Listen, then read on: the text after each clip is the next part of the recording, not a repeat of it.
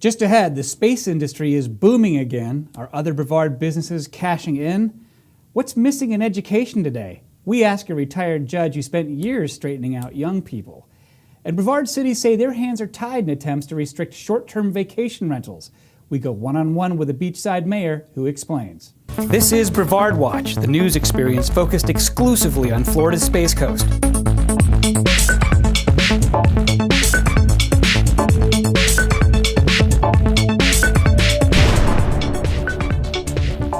I'm Matt Reed. My thanks to Community Credit Union for making today's program possible.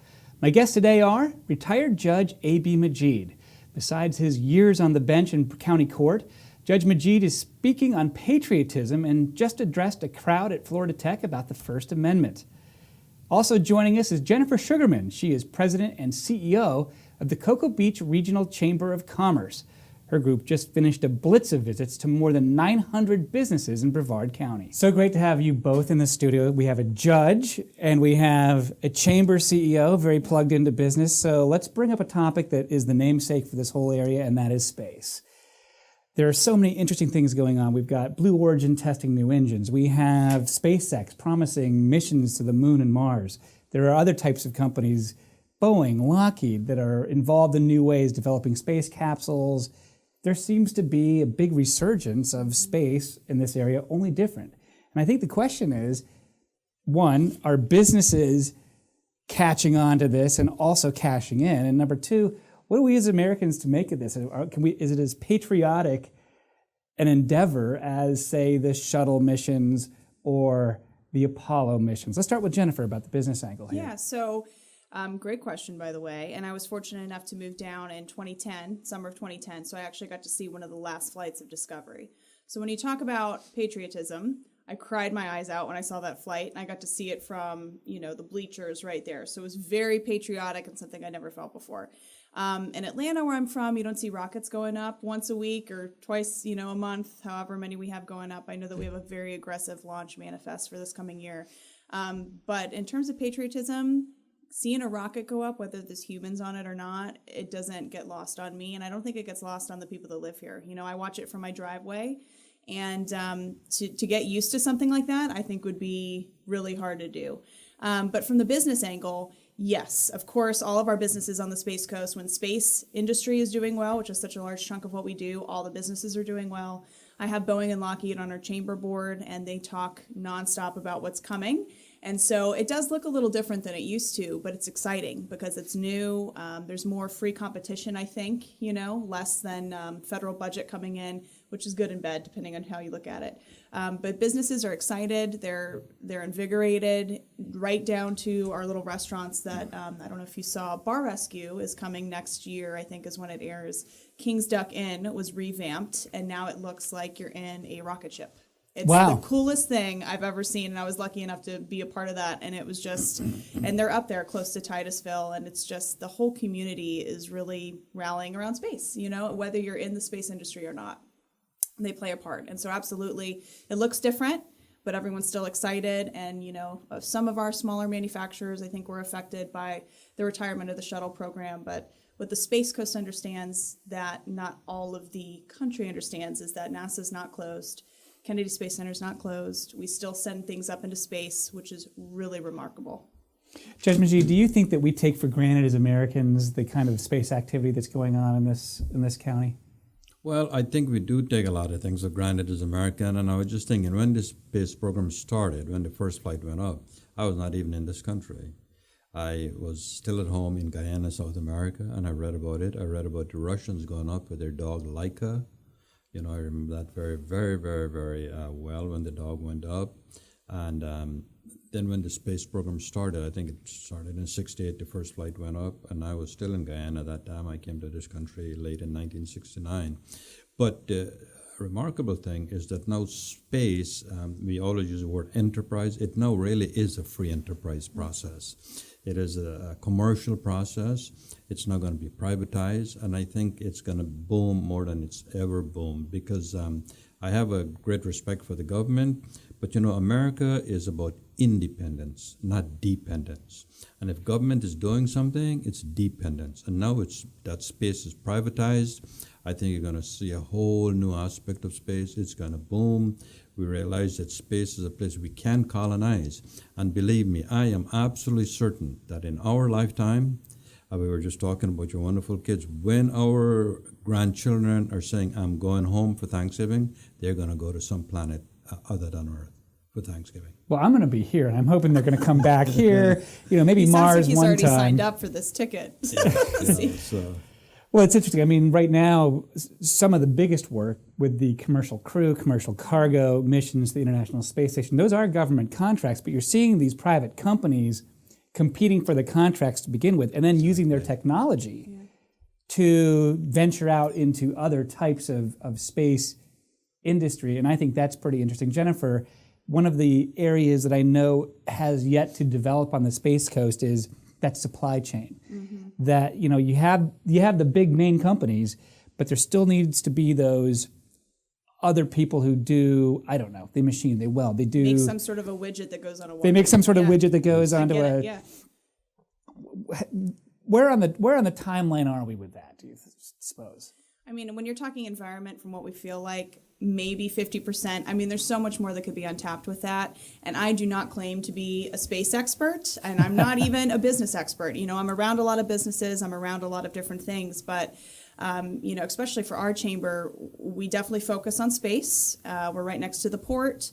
We have a focus on military and tourism and hospitality. So when you talk supply chain, I mean, overall, I think that all of our industries could be pulling in more things that could help across the board. It's not just space, but for space, absolutely, and I think back to your point about everyone kind of running the gamut, Boeing, Lockheed, there's different focuses too, right, which is really exciting. So you have deep space, you have, are we going to an asteroid, are we going to Mars, what's our specialty, what's the capsule going to do, what is it made for? So I think if you look at all the different companies, I mean, just even using my own father as an example, so he works for Unison, which is the division of GE up in Jacksonville. And I had no idea. He came down with his boss for a launch, and they were there because they made a part that was on the rocket. And I had no idea they're an aviation company and not aerospace. So I had no idea that they even made anything tied to it. But that's all the little things that trickle into different parts. And I'm not sure how much of that we have here. So for instance, Jacksonville, they make a little part that goes on the rocket. There's a lot here, but I don't know how much more we could really get here for the supply chain. I don't claim to be an expert on it, but I think that we're headed in the right direction, but we're not at max capacity, if that makes sense. It could happen pretty much anywhere these days. Anywhere. It would be nice if it happened here, and I think the thing that I hope for as a person with a son who's in engineering school, I would love him to come back here and invent that little widget. Yeah. Yes, And yes. there's great opportunity to be an entrepreneur in Brevard County, get plugged in.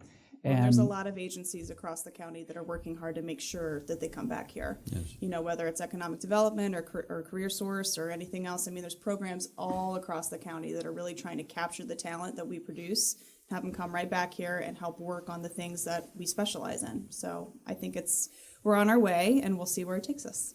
Yes, I think that we would attract a lot of the industries here, because this is a wonderful environment, and I think the politicians are very sensitive to what it takes to attract business here.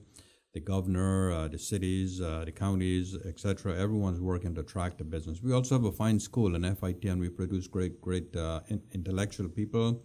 I think the whole concept of the shuttle and the rocket ship is changing. I remember when we had a lot of issues with exactly how about the tile. Remember when the tile was not right. the heat resistant that it's supposed to be? And in fact, when Columbia blew up, they believe it had something to do with the tiles and their heat resistance or how they're attached, etc. But now the technology is so far advanced that it's gone way beyond those possibilities. And I think you're going to see a growth in the related industry, space-related industry in this community. I think this is a community industry-friendly community, and I think it's going to take off. Okay, but now you said a moment ago, it doesn't matter if there's somebody on that rocket or not, but come on. Isn't it just a little bit more exciting when you know there are human beings strapped into risk. that? There's more risk. So I feel like you're a little nervous, It's the suspense. Well, it's very It's exciting. not your $1 billion going up and blowing up when it's a rocket, but when there's a person tied to it, everybody feels that. So Yeah, well, it's very exciting when there's a person because we need someone to speak to the Martians. Right. Soon. In our language. Someday soon. Yeah. Someday soon. All right, let's move on to the topic of education here. You both get around, talk to lots of different people, whether you're public speaking or you were in courts or you were out with the businesses. What is the biggest concern that you hear in your community or in your rounds about schools or education here in Brevard County? Judge, let's start with you. Well, there's always an issue about resources, and as a topical issue now is that teachers are not being paid well enough, and then we had the issue about Common Core, where you need one common curriculum for everybody. Education is a very, very controversial topic because like we had the big debate here, not so long ago, we need to remove certain books and certain portions of books, etc. So there's lots of input to the school board and to the superintendent.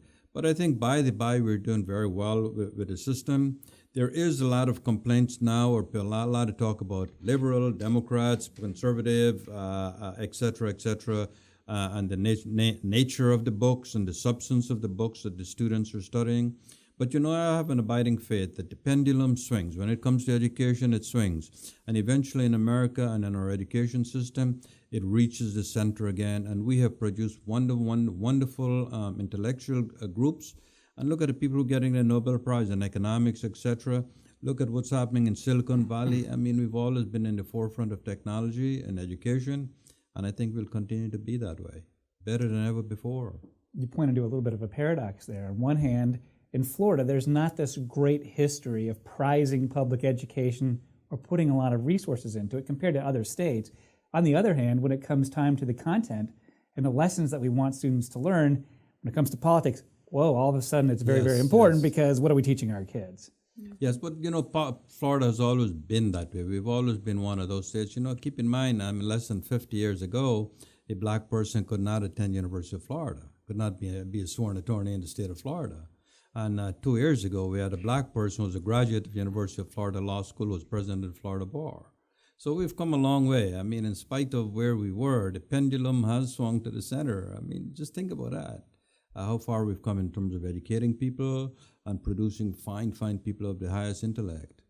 Yeah, we went from, in the 1950s, the legislature actually voting to close the public school system rather than reintegrate or integrate.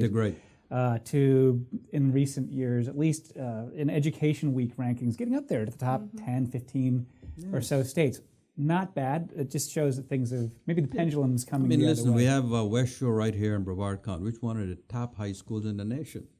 It's done the Reb School in Merritt Island, top high school in the nation, and what's FITs, nice is that top all of our schools. schools are Yes. very high rated, which is, partly why we bought our house where we did. So it's a great school system. A lot of A-rated schools here in Brevard County.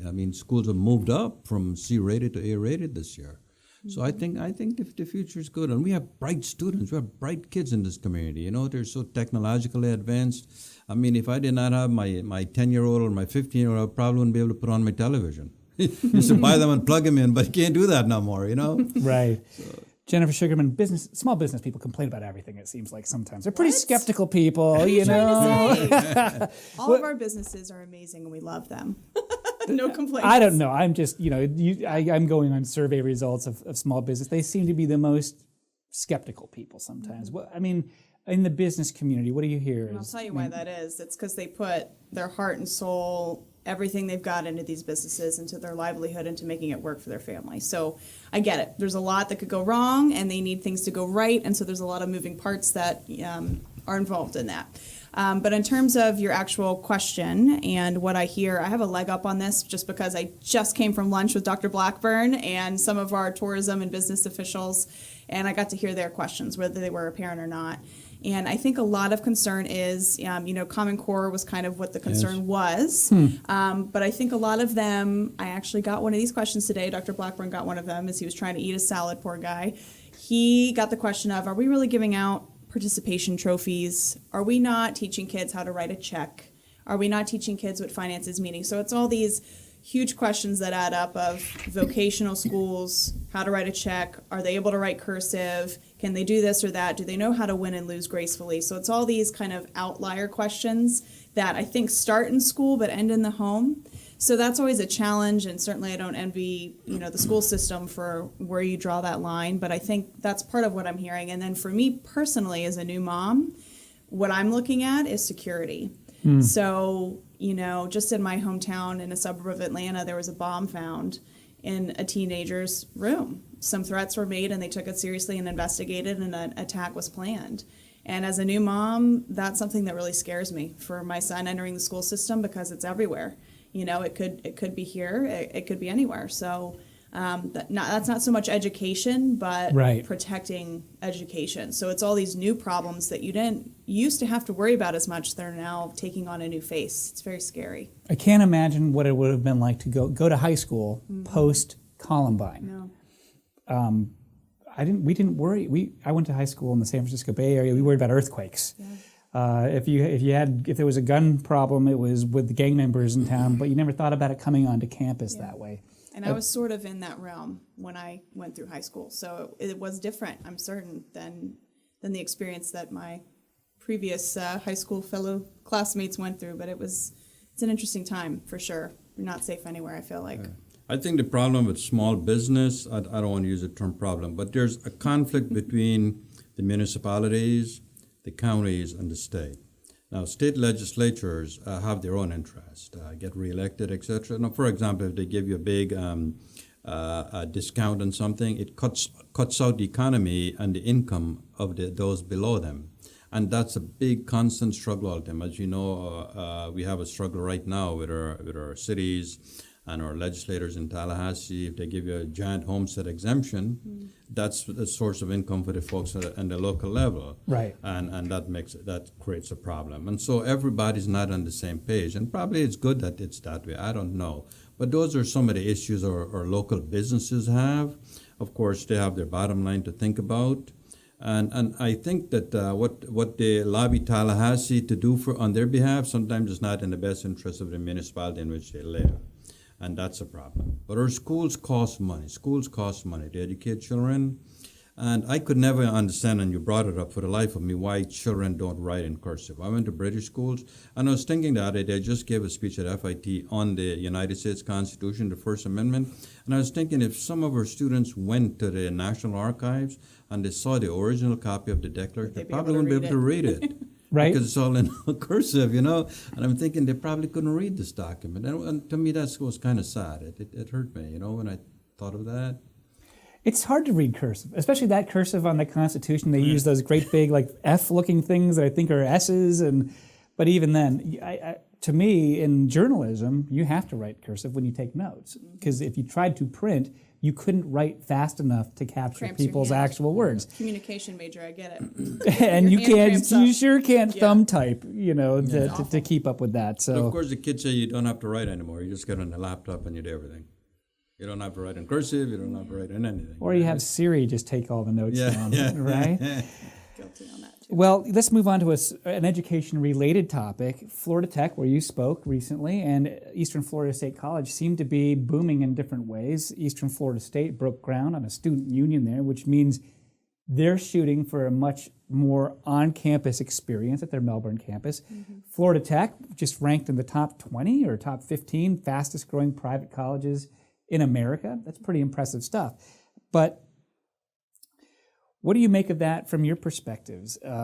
Jennifer, business related, anything that portends for that? So business related, I think it's twofold. I think you have Eastern Florida, which fills a specific demographic need. Used to be a community college, now has expanded, which some people love, some people don't. I think it's great. FIT is, big on STEM, and both of them are filling a need for workforce pipeline that we really desperately need here in the county. So that problem is across the board. You hear about it a lot in STEM, getting students interested in that. You hear about it a lot in manufacturing, that all of the people that are big into that business are retiring, and where's our workers? Where's our talented workforce? So again, a lot of people in the community that are really fighting for that, trying to get quality students to be graduating and interested in those fields. But I think both of these colleges, the fact that they're booming, is great news for us across all of our industries, because if we can do our jobs and just showing them and inviting them in and, hey, look, here's the possibilities right here in our own county, we're going to start to see a little bit of a leveling off of that problem. It's a huge thing to tackle. But I think the fact that the colleges are doing so well and are starting to boom, and we're bringing people in to our community from outside of it, and also educating the students that are from here, I think it's going to help in the long run for our businesses, because we all need quality workers, and that's a huge issue right now. Judge Majeed, you were speaking on the First Amendment at a STEM school. What do you make of that? Believe me, it was very well received. We had a huge turnout, and the First Amendment is very topical now. And but you raised a very interesting question. What does the Constitution have to do with commerce? Mm-hmm. And people have just written about what the secret of their economic progress in America, and almost every one of them say that one of the secret of our economic progress is the rule of law. Who would want to invest money that has no rule of law? And so the Constitution and our system of government, our system of democracy, is very critical to our capitalist society. These two things are not divorced. If you drop the First Amendment and you drop the Second Amendment, get rid of the constitutional protections, then nobody's going to be invested, because people lose the security. Security is a very critical aspect of investment and economic growth. And so capitalism is directly tied to democracy. And as democracy falls, so will capitalism. Now people say, that's a ridiculous argument. Look what's happening in China and Korea. Well, I'm not so sure it's a ridiculous argument, But anyway, presenting on the First Amendment at the FIT, the Business School, and School of Ethics went very well. I think that both of these schools are doing very well in terms of technology and the pipeline for. We have Harris, we have Lockheed Martin, etc., and we will be feeders for both of these industries. I mean, EFC is doing a really great job from a community school, involving the community, and they have kept that philosophy. I mean, many people in the community, my friend Alan Landman, Steve Sharpenter, these folks have worked really hard for this school, and it's doing fantastic. The school is doing great. Both schools are doing fantastic. Good going out to the economy. Asked companies what do they need, and they've stood up degree programs or certificate programs to do things in healthcare. It seems like aviation, maintenance, and certificates, like they Eastern Florida State directly College is respond. doing it for adults that have already graduated that need to further their career. So I do have one fear with the STEM programs, and I don't know if you remember, in the 60s, just mid-60s, a lot of people were coming out of college with engineering degrees, couldn't find jobs. In Washington, D.C., people who leave Georgetown with engineering degrees couldn't find jobs, driving cabs, etc. And technology, like everything else, I don't know how long it will be such a sure thing. STEM would be such a sure thing. But that's the nature of economy. There are no guarantees, Glad you brought that up. We're going to hit on that in just a moment. When we come back, a one-on-one interview with the mayor of Melbourne Beach. Take the BPS CCU High School Mascot debit card anywhere, anyplace. Show your school spirit every time you use your card. Get your favorite BPS CCU High School Mascot debit card today by visiting any CCU branch. Learn more at ccuflorida.org/spirit. Well, thanks for joining us here on Brevard Watch. Melbourne Beach is a special place. What's some of the news that's happening there? We just finished our budget process, and we have a nice budget that we can live with, and we've initiated our search for a town manager about a month ago, and we've narrowed it down to 6 finalists that we're scheduling interviews for. So we hope to get a new town manager on board for about maybe in a month or so, hopefully. So that's where we're at right now on those. Those are the big issues. One of the big issues that you've talked about at a chamber event was home rule. Something that is a source of tension between the legislature and city governments. How is that issue of home rule playing out for Melbourne Beach? Well, it constricts us in many areas. We get complaints from residents about the vacation rental next door. What are we going to do about it? Well, we can't do anything about it. State rule, state legislation prohibits us from putting any restrictions on the duration of how long somebody can rent house or an apartment or anything. Homeowners associations can regulate them, but we don't really have any homeowners association. Municipalities and counties can't. So what we're seeing is companies coming in and buying up houses that are on the market and turning them into short-term vacation rentals. And they put in a pool if it doesn't have a pool, and they rent it out to people who are on vacation. And I'm kind of torn because, you know, my wife and I, we stay in these types of places, but we're not coming down for a reunion or a party or something. And we see a lot of these houses are turned into party houses, and they're right in the middle of a neighborhood. And there's nothing we can do except enforce a noise ordinance or something like that. But we cannot say that you have to have a minimum stay of 6 months in order to rent it, or a year, or 3 months. So if they want to rent it by the night, they can rent it by the night. And so what we're seeing is a lot of people who come down on vacation, many cars in the park, in the driveway along the streets, many people around the pool late at night, and it's disturbing the residents who live there year round. So if the state had respected this kind of tradition in Florida of home rule, meaning that the cities create the laws and the ordinances that are closest to its people, you would have that power, but we're seeing more preemption at the state level. We had that power specifically on vacation rentals until 2011 when the state took it away. Now, there were some forward-thinking communities like Satellite Beach, like Indialantic, who had legislation in place about minimum duration of stays. And so far, the state has allowed them to continue that. They could take that away at any time, but they were grandfathered in, and had we had one, we would be grandfathered in. Now, next session, the state may say, oh, we don't mean that anymore. We're going to take that authority away from you.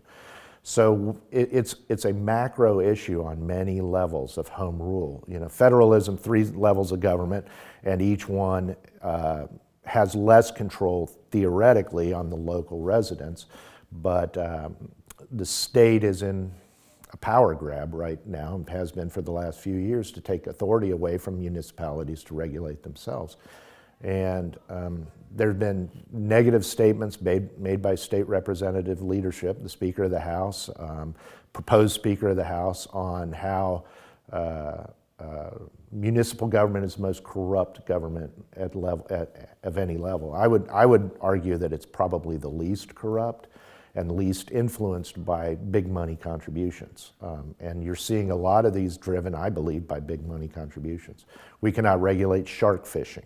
So if you're on the beach and somebody comes up with a shark fishing rig and you're swimming and they dump their bucket of bloody grouper heads next to you, we can't do anything to inhibit that. We can't make them move down the beach. We can't send them to a different beach.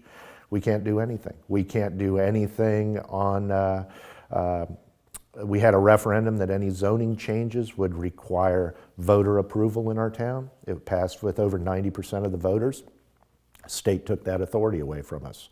So we cannot send zoning changes to the residents to vote on. We have to make a decision on that as a commission. So they preempted our authority to regulate plastic bags or styrofoam. They've preempted our authority to regulate guns in parks. You know, so they're taking these things away more and more and more and more from municipalities. Now, ironically, you see them, they can restrict guns in their meetings, but we can't restrict guns in our meetings, for instance. So a lot of the things they're putting on us, they don't put on themselves. I just went up to the state capitol to do some work for Brevard Public Schools, and I went through the metal detectors probably 10 times, Right. going in and out of Right. out of meetings. So, Right. how would you size up Melbourne Beach's relations with schools in the school district? We have a really good relationship with Gemini Elementary, which is in the town of Melbourne Beach. We actually extended our borders some years ago to include them. And unfortunately, we have a declining young population, so Gemini Elementary is getting smaller and smaller and smaller. They serve the whole South Beaches, which is a mailing address of Melbourne Beach, but they're not in the town, and then they serve our kids. So we support them in their activities, and Hoover Middle School and then Mel High. We have a lot of people who want to use our parks for fundraisers and things like that, races and stuff. We recently, maybe 2 years ago, said we're going to restrict that number of people who use it. However, if it's a fundraiser for Gemini, Hoover, or Melbourne, because they are our children, we give them pretty much an open checkbook as far as using that. They just have to tell us what they're doing, and we have to make sure there's no interference. But we recognize those are our kids' schools, and so we have a special relationship with them. Mel High has a construction program that we're trying to get them to come in and do a refurbishment on our old town hall post office that they actually built for us as a shop project probably 20, 25 years ago. Hoover Middle School, I just met with the principal, Brad Merrill. He's a new principal there, and he wanted to know how can Hoover get involved in Melbourne Beach. And so we're trying to get them to march in our Christmas parade, their marching band. We're trying to get them a network with them and their students that need community service hours so that they can help some of our elderly or infirm residents who may not be able to clean up storm debris or help us keep our storm clean if they're residents during rain events, huge rain events, that the storm grates clog up with leaves and all it takes is a couple handfuls and it's running again. But it takes people to do that. So we're working with Hoover Middle School to maybe participate in some of those activities. So we have a really active and positive relationship, and we know how important they are to Melbourne Beach. Again, my thanks to Community Credit Union for sponsoring not only today's educational program, but promotion of it around Brevard County. Our guests today are retired Judge A.B. Majeed and Jennifer Sugarman, President and CEO of the Cocoa Beach Regional Chamber of Commerce. Well, Judge Majeed, you mentioned the rule of law being so important in the last segment there, and let's talk about the court system a little bit. You hear people out there talking about the courts need to be more conservative, or they need to be more liberal, or they need to be more business friendly, or they need to be more plaintiff friendly. Do they need to be more of anything? Why or why not? Listen, we have a great democracy, and the public has an absolute right to their opinion and to voice their opinion about the judiciary. But I can tell you, you can look far and wide. Our judiciary is the envy of the world. Just look at some of the steps we've taken. There was a time, not so long ago, in our lifetime, when the three of us could not sit in this room. Because of my color, the three of us could not sit in this room. There was a time when a black person could not marry a white person. There was a time when you could not sit at the same lunch counter. All these matters came before the courts, and the courts have made a ruling that's consistent with fairness and justice, with right and wrong. Courts have consistently been able to distinguish these things, and that is why we're such a viable and powerful democracy. People all over the world, you ask anybody if they got into trouble, which country they want to be tried in. It's right here in America. Look at the steps we took when Martin Luther gathered at the bridge to cross the bridge. He was waiting for an injunction. He was waiting for a rule from a court of law that says, yes, you can march. You know, he was waiting when you crossed the bridge. They had an injunction stopped them from preventing Martin Luther King. Who stood at the schoolhouse door? The governor stood at the schoolhouse door, yet the law let someone in, a black person in the schoolhouse door. So this remarkable concept of rule of law. It's the envy of the world, and it is our shining house on top of the hill, our rule of law. I am proud of this nation. I'm proud of every single judge, and I'm proud of what we've accomplished in this country because of the rule of law. Warren Buffett just wrote a long essay about the secret of his success in America. And top of his essay was, this was a nation governed by the rule of law, and that's a critical aspect of his economic success. He probably sees plenty of sharks in the world of high finance, that's for sure. It keeps him in line. Jennifer, I know small businesses especially live in fear of lawsuits sometimes, but they also need to use the courts a lot too. What do you hear or see in terms of the courts here in Brevard County and what some of our Well, I'll tell you in regards to your specific question about liberal, conservative, all of that in the court system, I don't, from my vantage point, I don't really think that that's as huge a role as it's being played out to be sometimes by the community. I think if we have good judges like my friend over here that are doing what they're supposed to be doing, that are following the law, the businesses reap the benefits of that, because all that the small businesses, any size business really cares about at the end of the day is security, you already hit on that, of their operations. So if the law is doing what they're supposed to do, the businesses can do what they're supposed to do and feel better about it. But yeah, small business, all the time you're having to go through contracts. A lot of times if people aren't educated, this is another side of it, on what it is that they're signing or doing or business deals and their legal rights, it can really make or break a business. So small part of what we do at the Chamber and with our friends at SCORE is counseling startup businesses on how to best do these things. So one arm of many that we do at the chamber, but for sure, I think that the courts come into play when it comes to businesses. And you really already took the words out of my mouth. It's security of operations. So I think every time I see a big development go bankrupt or something like that, how many subcontractors who are small business people who are counting They're on out. that money coming in They're out. have to get in line in the court system in some form or fashion to hopefully recoup some, and then they Yes. really need it. yeah. We have to fashion a remedy so these hard-working folks who've already done the job can put bread on their table, keep a roof over their head, provide a hope and future for their children. And our task is not always very easy. It's very, very complex. But believe me, American jurisprudence is governed by the supreme law of the land, which is the Constitution, and it's kept our ship afloat for over 200 years.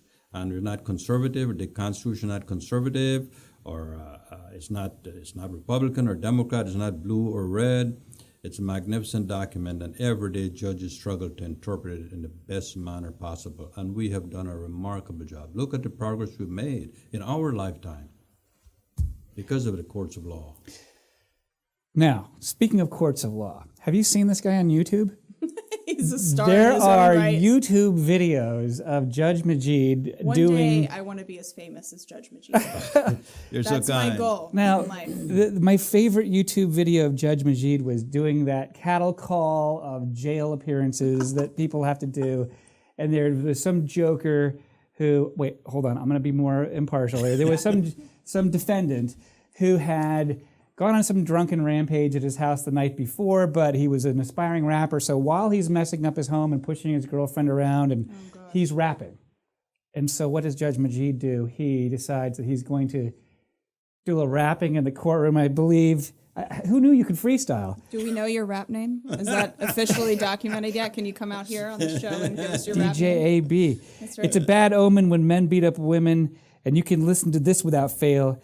You don't raise bail, you're going to stay in jail. Oh my gosh. You probably don't like that beat, but I'm going to set your bond and you can have a seat.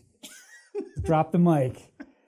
Where did that come from? Well, You're my spirit animal. I had a good British This is really education. I had a good British education, so that's about it. We studied a lot of poetry, and it comes naturally.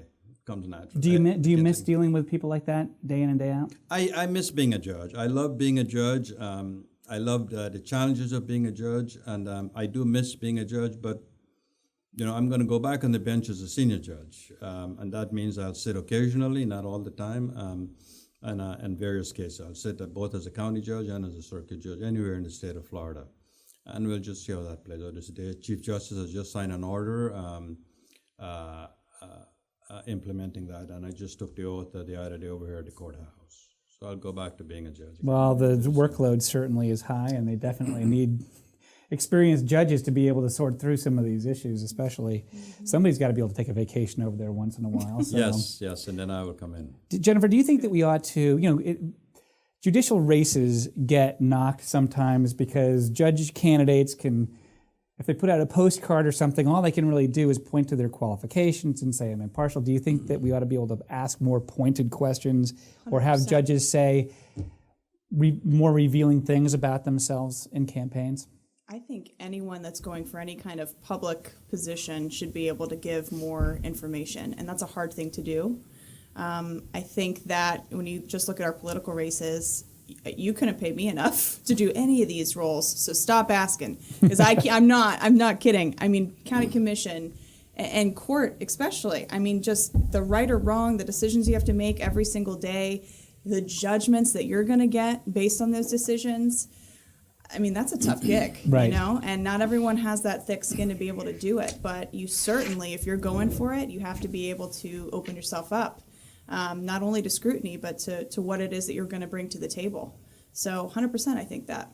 Okay, so we can. So if we ask those pointed questions, what do you think, Judge? Do you think that candidates should ought to answer those? Let's think it through for a while. I mean, when you ask me a pointed question, what are you really asking me? And which is why we give the answer that we give. You're asking me, how would I rule on a matter when I have not even heard the facts? Right. How would you like a judge who already has a decision in his pocket before he's even heard a case? So when you ask me, what do I think about abortion? Okay, I mean, what answer can I give you? I would have to hear the There's case always that a comes bias. before me. I would have to hear the facts and then make a ruling. You don't want a judge who has a decision before he's even heard the facts. Critical part of our aspect of our judiciary is you have to have direct examination and cross-examination of the witness. And that's how you get to the truth. And if we haven't had any of that, and I already have an opinion, why would you want to vote for me? I mean, I am absolutely unqualified to be a judge if I have an opinion. Hey, what do you think about gun control? What do you think about abortion? What do you think about the death penalty? Well, some cases might justify it, and some cases it might not be justified based on the facts and the law. I have to make a ruling consistent with the facts and the law, and I can't make a ruling before I've heard the facts. And so when you ask me my opinion and I don't give it to you, you say, that's the guy I want, because he's not coming already, his gun is not cocked and he's ready to fire when you follow what I'm saying? Right. So let's think it through. You want a judge who does not have a pre-planned opinion, who comes in ready to listen and make a decision only after he or she has heard. That's why it's very critical. A judge cannot say, oh, I have a policy of not sending any DUI person to jail. Well, if you have a policy, then the facts, you cannot be persuaded by the facts. So no matter who you are, whether you're an insurance company, you're a little guy, you're a criminal defendant, you want to know that you're going to get a fair shake. Exactly. You come and say, hey, the judge has a blank slate, and I'm going to get a fair shake, because what? You want a judge who would listen to you, who would look at you, who would respect you, and having heard what you have to say, then how would you like for your dad to give you a whooping without even hearing what you have to say? You don't want that. Because he has a That policy of happens every whooping. day. Yeah. That happens every day Yeah. in our country. Let's shift gears a little bit on a topic that, again, has its connections to business. It also has its connection to public trust and the law. Brevard Public Schools was lucky enough to have voters approve a sales surtax 2014 to repair and renew school buildings they had leaky roofs, the AC systems were breaking down. As of now, it appears that Brevard Public Schools is on track to spend all that money just exactly as it was said it was going to on the projects it said it was going to, and yet in a conservative county like Brevard, people remain very, very skeptical of that, of the school district, and of the spending. And my question is, what does it take on an issue like that to maintain public trust in the future? Listen, public trust is a very, very critical aspect in the schools and in the judiciary. If people have no confidence, it's like buying stocks. If you don't have confidence in the stock, you're not going to buy it. It's no different from every other aspect of public life. If you don't have confidence in the judiciary, you're not going to come to court. And so I think that as conservative as we are, as much as we're against taxation, people were not so concerned about paying the half a penny tax as much as we don't think the school board is proper repositories of our money. They are very careless how they spend our money, and they want an accountability for how the money is spent and why you cannot balance your budget with the money you have. And I think that's people's question, the spending part of it as opposed to raising the income. But you know, the thing that got me with the half a penny tax was the first go around.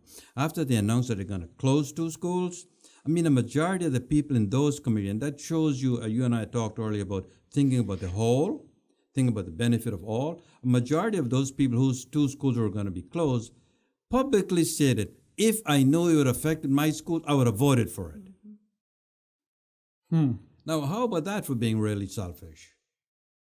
But I think I have faith in this community, and I think people would, and they did step up to the plate eventually with the half a penny tax. The question is, how are you going to spend this? How do we have confidence that you're going to spend it properly for the reason that it's, because, you know, we were very, very duped when they said, let's have a lottery system. It's going to go to schools. Well, it doesn't go to schools. And so we were burnt once, real big. And so you can understand some hesitancy about this. The lottery comes up a lot. The lottery does come up a lot, regardless of whether Brevard Public Schools manages the lottery money. People want to know, that was my money, where did it go? Jennifer, what do you hear from business people?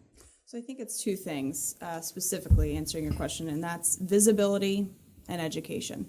That's a lot of what we do at the chamber, whether it's on a controversial topic or not. It's just educating the public, the business community on what exactly you're spending the money on. So when you did the first go around, the second go around, I feel like the second go around, we had a lot more people out in the community doing a lot more presentations, drawing the lines, connecting it specifically to here's round one, here's what we're going to spend it on, here's our schools in need, here's what your half a cent is really going for. And I think now that it's happened and the people have passed it, that's great, but it's the follow-up, it's the follow-through, it's the marketing and everyone else going out into the community, to the chambers, to the business community, speaking at a luncheon, speaking at a breakfast, and saying this is exactly what it is that we are using the money for. This is how much has been completed, and this is the next phase. I think being visible in the community and making sure that you're educating the community on exactly where everything's going, while it seems like a small thing in a large pond of trying to turn people's heads and go a certain direction, same thought process that you're on, it helps being out there. So that's my two things I think would be visibility and education. So it's the transparency. Right. And just the information on this is what we said we were going to spend money on. Right. This is where we have spent the money. Right. Matters as much as the amount that is collected from the sales tax. Exactly. And a lot of people in the community, they don't know what they don't know, So you have to tell them, just like you did when you were trying to get support for the half-cent sales tax. You have to come out and you have to tell them what it is, what's the problem, here's our solution, and here's exactly how we're going to use it. Yes, people want to see some transparency, some accountability for the money that you've asked them to come up with. And listen, we live in the most generous nation in the world. When there's any disaster anywhere in the world, anywhere, people we don't know, people we never heard of, we are the first to respond. And it's no different in our community. We Americans are very, very generous people. And half a penny is no great burden. But the question is, they want some accountability. They want some transparency and see how their money is being spent. I mean, listen, we're the first to respond with food, blanket, water, anywhere in the world. So a half a penny is not, I don't think that's a problem with our community. We have very generous, kind-hearted people. Look how much money we raise outside of the school system. Every Christmas, every kid in Brevard County gets a gift. So they just want to make sure that our money is being spent the way you told us you're going to spend it, and you don't waste it. You don't throw it into St. John's River. So conservative doesn't mean stingy. It just means skeptical of bureaucracy, and they want to know where their dollars are going. And then now that the trial that's going on in Seminole County with the clerk of court, this is the kind of thing that leaves a very sour taste in the mouths of the public. Hey, look what's happened to our money. Mm-hmm. And right here now in the school district, we're changing our computer system, right? I mean, that's a whole bunch of money there. Right. So these are the kind of things that people have questions for and that make them hesitant, but doesn't mean they're stingy. Well, and there's a challenge too when you say the word tax. That's a dirty word. I mean, I feel a lot of what I've heard, at least from the community, is that there's a lot of, well, let's just solve it with the tax, and now we're trying to clean up the lagoon. We're doing this. We're trying to turn to roads next. Right. And really, one of the only solutions that gets thrown out there is, well, let's add a tax, and people are kind of trying to take a step back and be like, wait a minute, we just did schools, we just did lagoon, we're doing this, we're doing that. How can we use what we have and realign things so that we can get to where we want to go? So it's interesting. Talk about that a little bit more in a moment. When we come back, do Brevard County taxpayers really have to choose between roads and parks? Take the BPS CCU High School Mascot debit card anywhere, anyplace. Show your school spirit every time you use your card. Get your favorite BPS CCU High School Mascot debit card today by visiting any CCU branch. Learn more at ccuflorida.org/spirit. Okay, one of the big issues, and we touched on this a little bit in the last segment, is the priorities and the choices that you have to make within a given amount of revenue for a government. But we're stuck in this situation at the county government level, not so much with cities, where you have county commissioners talking about whether they need to close parks in order to fund roads. We're fixing the lagoon. That seems to be doing pretty well. But should we have to choose one over the other? I mean, what is the best approach in your view? Let's start with Judge Majeed. Well, whatever we do, whether it's our simple economy at home, we always have to have some priorities in our spendings. But I really don't feel that you're in this community. I don't know exactly what the numbers are for the county budget, but for the longest time we've existed with all these amenities being paid for, public parks, roads, etc. And now suddenly we have to choose one over the other. When the county commissioners have more money than they've ever had in the history of the county commission. Now we cannot sustain the services that we once had with a whole lot less money, a whole smaller budget. We cannot sustain the very services. And so you can understand the people questioning this. This is a legitimate inquiry from the people. I mean, the county commission now has the biggest budget than it's ever had in its history. Jennifer, does it feel like we are actually at risk with some of the basic infrastructure that we need for our economy and business growth? I don't think you're always at risk, right? If you're always trying to grow as a community of losing things, of doing certain things. To your question, I would like to think that there's a way that you don't have to cut one to boost another. It's not a perfect world. It's not a perfect county. It goes back to that whole you couldn't pay me enough to be a commissioner thing. But I think when you look at it from my personal perspective, you have to look at, if you're sitting in that commission seat, what's going to get you the greatest return on investment. So if you're investing in, I'll keep going back to it just because it's my background, economic development or something else, you bring a company here that brings in more infrastructure that has these demands, is that going to then trickle down and help us build up our parks? Is it going to help us build up our roads? It might. So you have to look at it from a perspective of what is the biggest return for the investment right now today.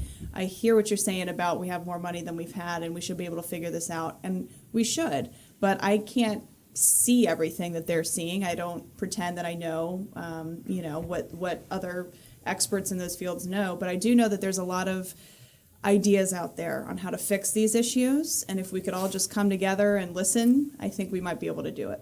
Some of them are tough. They're very tough. I mean, they're questioning whether we should have these redevelopment agencies in cities. Right. North Brevard Economic Zone has been very focused on business growth and recovery in North Brevard, but then you also have really nice things like downtown Melbourne that is wonderful. I love downtown Melbourne, but now you have county commissioners saying, well, are these redevelopment agencies sequestering dollars for nice things? Well, there's a lot of misinformation out there, too, on CRAs and different things. We just had Courtney Barker a few months back. It's probably been more than a few months, my brain. Talk about CRAs at our Government Affairs Committee meeting at the Chamber. And I was personally blown away on what I didn't know. Even in my position of being around businesses and municipalities, there's so much that you hear that can't always be taken at face value. You really have to have an expert come in and explain to you what it is that's going on for you to fully grasp the situation. And I think a lot of times when you're in such a large community with so many different opinions, we kind of lose sight of that. Whereas if you hear something, okay, what did I really just hear? Who do I need to ask to really get the straight facts and then be able to make an educated decision on it? Listen, we really need people in government who can manage money. We cannot consistently be on a subsistence level. We pay just for the services we have, and I don't even pay for the services we need without thinking about the future, planning for the future. Now, we have an issue with cocoa water and infrastructure. Now, what happens if, God forbid, we have something like Flint, Michigan? What's going to happen? Where are we going to get the money from to fight this problem? And so not only do we have to pay for the services we have to manage the budget so we have some reserves. We know what some future problems are. I just spoke to someone who lives on the river, and the entire place is totally polluted with feces, etc. What happened, God forbid, if we have something like Houston? And so if we have no reserves, we can't pay for the services now, and we have no reserves, how are we going to deal with these terrible disasters? And I think these are the questions the public have. And these are legitimate inquiry and question for those who manage our lives. I don't see anything improper about these questions. And so it's one thing to say that we have more money now. Yes, I understand that. And of course, things don't cost the same as they did. So we have to consider that factor. But, we can't have a county commission that's conservative, two conservatives and liberals, and there's the fighting between the governing forces. Somebody has to say, listen, we have been elected to govern Brevard County. Can we just put our heads together and work for the benefit of Brevard County? But, of course, that's a fool's paradise. Is it going to happen? I doubt it. I'm just struck by in Brevard County how some cities just move right ahead and solve their problems, Yes. and some don't. And then you have another government in county government that has a tax revenue cap that it has to contend with. So places like Vieira, Merritt Island, South Melbourne beaches that are unincorporated have a completely different set of issues. Satellite Beach, they had roads that needed to be replaced. The city council just decided this is what we're going to set our tax rate at. Next thing you know, boom, all the roads were repaved. Yes, And the yes. people in Vieira at the county government level were still complaining, how are we going to fix our roads? They just didn't have the same options available to them, I guess, to get it done. Yes, a lot of municipalities are taking things in hand. They have their priorities, and they do get it. And I live in West Melbourne, and I can tell it's a very well-managed city. West Melbourne is booming. West Melbourne seemed to almost not have a recession there. They just did very, very well. Before we go any further, I want to give you a chance to break news, both of you. What's new in your world? What have you got going on? New in our world. So believe it or not, the Chamber of Commerce is turning 50. So into 2018, we're going to be, Cocoa Beach Regional Chamber of Commerce turns 50, and we're going to have a big celebration at our gala on January 26th and just take a look back at all of our history and all that's changed and really where we're going as a chamber. So it's very exciting. That's our big news, is we're about to have a huge anniversary, and we hope you'll come and see us at many of our networking events and seminars and educational opportunities. Get involved, whether it's for our active duty military men and women. For space, we have our Citizens for Space Exploration movement that's housed in our chamber. We have so many different things you can get involved in. I could keep you busy every night of the week, and I am. So come on out and see us. So this week I learned about chambers that the borders for Chamber of Commerce areas tend to be a little bit fluid or non-existent. Went to an event at your offices in Vieira, then went to another event by the Melbourne Area Chamber of Commerce In Vieira. Right. So explain.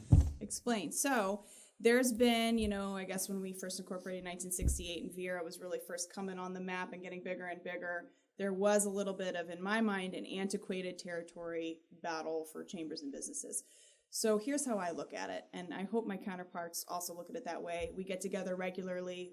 I think we feel the same way. We're on the same board. I know Melbourne's about to get a new CEO, and I hope that this relationship continues. But it is about what the business wants to get out of the chamber, not about where the chamber is or what the chamber wants to do for that business. We're here for hire. A chamber of commerce should be for hire by the local business and what they want to get out of it. So if you want to go and be a part of a really strong veterans group, by all means, absolutely go to the Melbourne Chamber because they have a veteran focus group. If you'd like to be more involved in active duty, come to the Cocoa Beach Chamber. We have a very involved military affairs council. We have meetings on base and off of base. We get reports. So it's just different styles. It's not that one doesn't care about active duty over veterans. That's not it. It's about what you want to get out of that chamber. We tend to be a little more hospitality tourism based because in Cocoa Beach, we collect a lot of the tourism tax and we have a lot of big hotels and restaurants. Whereas, we don't have Northrop Grumman sitting in our backyard. We don't have the Melbourne Airport in our backyard, but we do have a port. So again, it just depends on what the business is, who their audience is. So if you're, so I'll use a family example. If you're selling video games, you're probably going to want to catch the tourists off the cruise ship and the business community in Melbourne and Merritt Island and up north and down south. So it just depends on what it is that you want to get out of the chamber. I personally don't believe in territories. I think that all of the chambers are great. And I believe in chambers. So no matter which one it is, I just hope that the business will join one. So we also have them in Titusville and Palm Bay Yes. that focus on their communities. Yes. But also, It's unique, when I do my traveling and I go to my different events, we're a unique county because we are so long and we're huge, so we have 4 chambers of commerce and most places only have 1. So it's a unique environment that all of us are in, really. But I feel that it should be about what you want to get out of the chamber, not a territory line. Did I hear some talk some time ago about merging all the chambers and have one Brevard County Chamber? There's always a talk about that. I think it would be great, personally, and so my you executive will favor committee such an knows idea. that. I think it would be great. It'd be great for the community.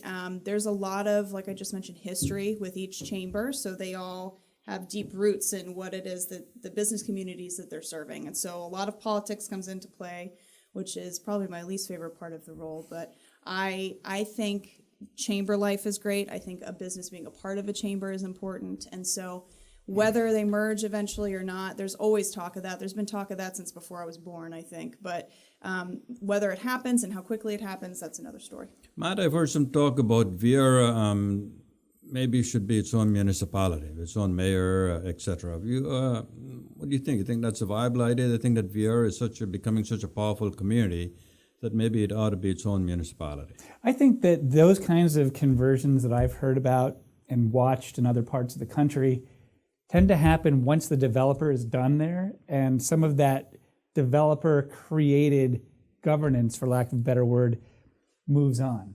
And then you have the people there who look around, and really the only people that are there to represent them are their county commissioners. Merritt Island would be a better example to me of a place that conversation happens all the time.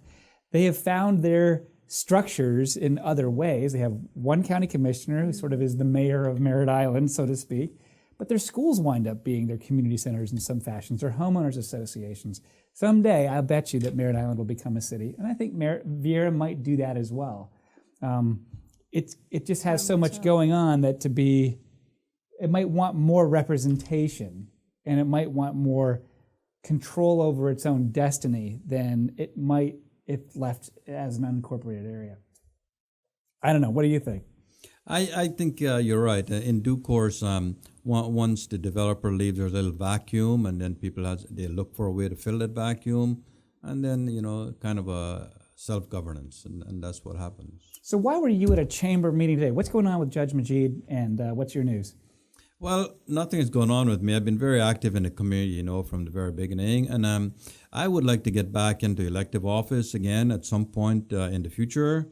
And I'm looking at possibilities for 2020. A number of seats are available. And I've actually sat down with the state attorney, Phil Archer, who's a wonderful, wonderful person, a person whom I respect immensely, because I've heard some talk that he might not run or seek re-election.